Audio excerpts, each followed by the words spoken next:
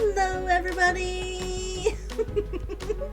This is your favorite Foxywriter, Brandy Ackerley, coming to you with the next chapter of my novel, Hunter's Gambit. For those of you keeping track, this is chapter 42. In the last chapter, Richard and Kazuna had a very tense meeting with Hisashi and Hana. Now, let's continue. Okay, let me just pull up the book. There we go. Perfect. And we'll go to the zoomed room. Richard didn't know what he'd done to the silver-skinned hunter, but she didn't want him anywhere near Kazunaha. Like she thought that just being in his presence was soiling the girl.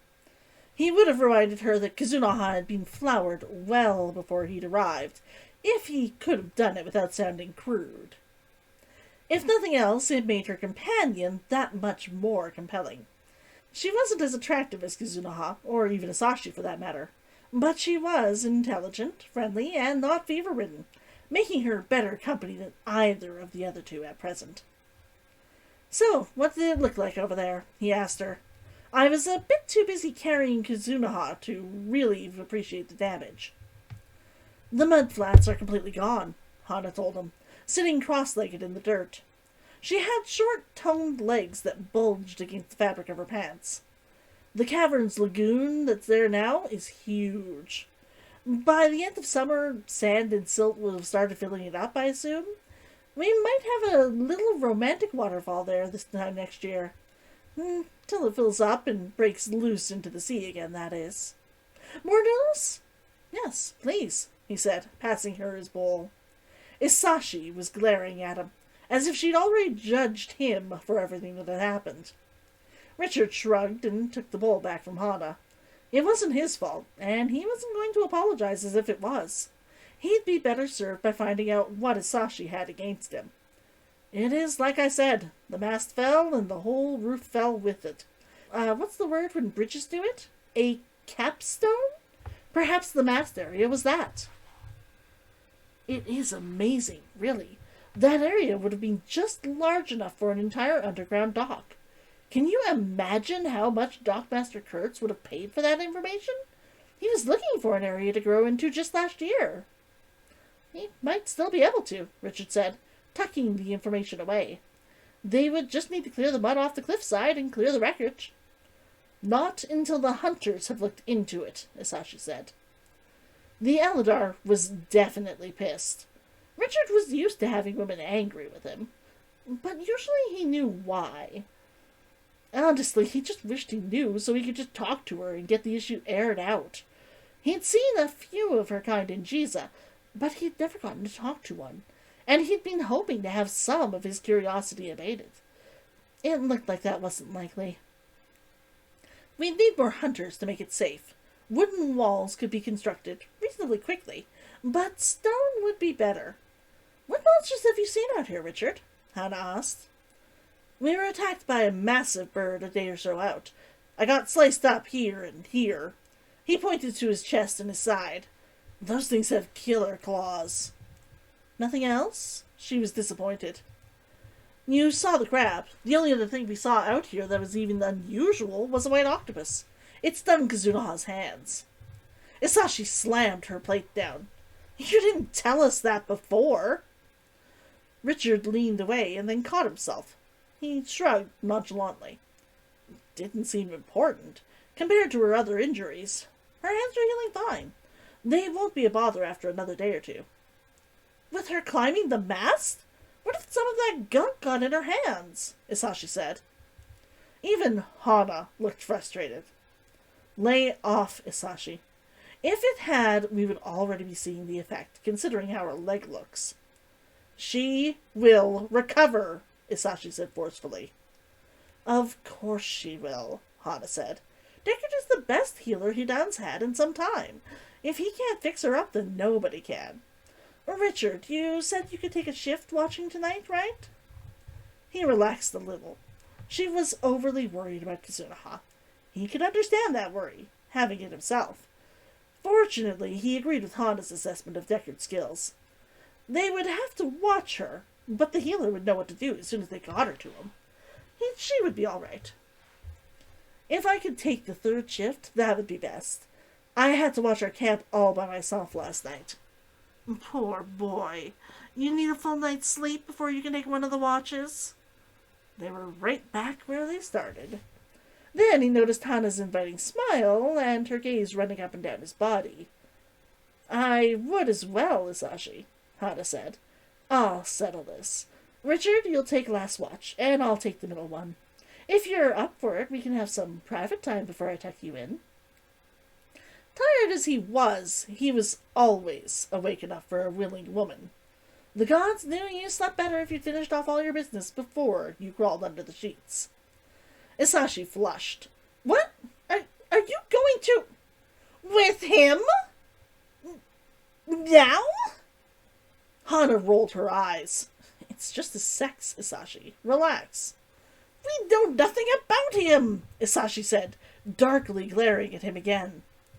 I know he's willing, and that's enough for me. What if it isn't enough for me? Richard let them argue. It might help him figure out what Isashi had against him. Then you should be glad you won't be the one going, Hana said. What about the monster? Isashi growled. Hana rolled her eyes. We haven't seen hide nor hair nor track since yesterday. I think it fled after the mud flats collapsed. It's probably gorging itself on goblin flesh. It will be our problem when we come back. But not now. Richard stood up. Isashi, what do you think will happen if we step out for a moment? Hana said, Nothing that I couldn't stop you from doing if I didn't want you to do it. Isashi flushed. At least leave the camp first. We only have the one tent, and I'm sure that, even sick as she is, Kazunoha would wake up to that. Smiling, Richard took Hana's hand, and followed closely behind her to the darkened forest. Before they'd even gotten further than a few steps into the trees, Hana glanced at him. Hana wasn't pretty. Her hair was too short, her features too large. She was a hunter, though, dangerous and coy. She didn't smell like other people did, even after a hard day on the road in armor. Instead, she smelled of grass, night air, and wood smoke. He couldn't help but notice she was damn near silent, almost moving like an animal herself. It was uncanny. Strangely, it made him like her more. Don't be concerned that she doesn't like you, she said, surprising him. Richard glanced back towards the camp. I think it's well beyond dislike at this point. Unless I miss my guess, it isn't usually thinking about it all. Hana wrapped her arms around him, stroking his chest. She's sweet on somebody that doesn't want her back. Richard pushed her until he could feel her chest against his back. He couldn't see how her being sweet on somebody made her irritated at him. He hadn't even been flirting with her. Well, it clearly isn't me, he said, in an entreaty for more information. It's your girl's sister. She nibbled his ear and started untucking his shirt. Her sister? She's angry at me for bringing Kazunoha's sister grief over this? He yanked on her shirt, searching for her skin to stroke. Hardly. She's angry because she hasn't admitted she's attracted to the girl at all. Oh. Well, there wasn't much more he could say to that. And is the girl amenable? How should I know? The Lord's daughter isn't my cup of tea to talk with, or screw. Why? Is she to your taste? Hana's hands roamed back and touched the small of his back. He groaned, pushing against her, lowering his head to her breasts. The Elidor's suspicions could wait. His eyes fell on a small wooden pendant that lay just above her breasts. A bit of wood carved into a symbol he knew well. A scarf dancing in the wind. You worship Christinel? He said. She seemed blunt for a worshipper, but perhaps she'd never been taught to properly worship. Hana pulled back in surprise. You know of her? Richard grinned, willing to give her an answer that he wouldn't have given a non-worshipper. I have a green scarf in my bag for worship, from the church in Giza. It seemed more than its share of travels? She asked coyly. He shivered, even if the play was simple by comparison to what he would have had with a fellow worshipper in its homeland. It's seen the eyes at the center of the great bowl. Hana's eyes widened in shock, and she touched her chest, her eyes filling with pleasure. Worship with me at the font of the courtesan? Richard felt his heartbeat race. The ritual words spoken as they were meant to be. It had been long, too long since he'd worshipped Christinel properly. You needed a partner, needed the interaction. Christinel didn't look down on self-worship, but it wasn't preferred. It was to be pitied. One should never be lonely in her worship. He forced himself to move slowly, though he wanted to take her to the ground and taste her. His voice was husky as he answered her. I see beyond your flesh to your core, and I am intrigued. For our time together, I promise to see none but you. Hana leaned in before she responded. Her eyes were beautiful, dough-brown with hazel edgings. They were her beauty. I promise to be the one you lean upon and the one you dream with, for the moment. The air tasted different, sweeter. From the direction of the camp, someone screamed. Richard and Hana pulled back from each other. The last time he'd been to worship with the priestesses, or even another worshipper, had been back in Giza. How long had that been? He couldn't remember. The meaning of the scream penetrated him. Hana seemed to reach the conclusion at the same time, and they both ran for the camp. A 10-foot-tall mountainous creature on the other side of the clearing snarled at them once before it spun around, running back out of the camp. As the thing fled, one of its arms hit a tree branch. The branch snapped, flipped in midair, and hit the ground. 3 arrows hit the thing's shoulder in quick succession.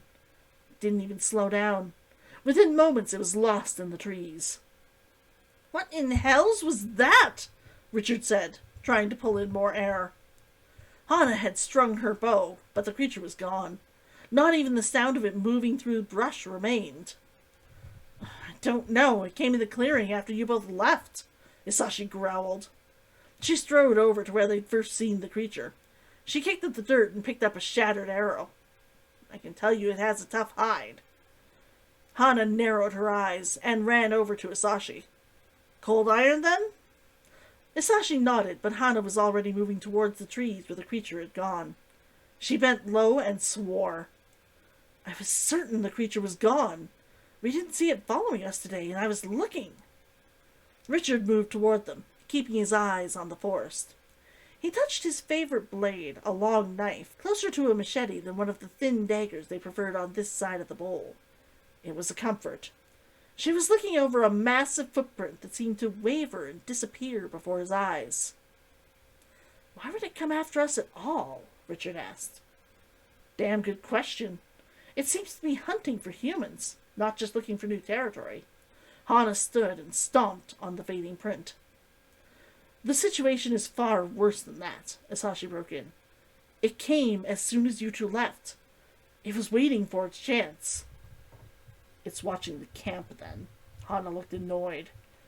I suppose you're actually a hunter in disguise, are you? There was safety in that distinction. People who fought monsters were revered. On the other hand, they were also known. They were special. They were guardians of humanity. The lie would come so easily. His tongue prickled, as if he'd sucked in a mouthful of confectionery powder by mistake, and he knew he had only milliseconds before he coughed so hard his ancestors' throats would hurt. He swore. Not a hunter, he ground out. I've fought before, though, often enough that I know more than the basics. It was enough to satisfy them without telling things that he didn't want to share. You'll be of help, then. Still, no less than 2 of us on watch at a time, Hana said. Her nose crinkled as if she smelled something rotten, and she looked at him apologetically. He nodded at her unspoken promise to continue where they'd left off back in town. It might be better anyway. He'd much rather complete her ritual in a comfortable bed than on an anthill or brambles. In that case, I'd better get some sleep. You'll need me a lot sooner than I hoped, he said. It was not going to be a fun trip back for anyone. Check on Kazunoha before you go to sleep.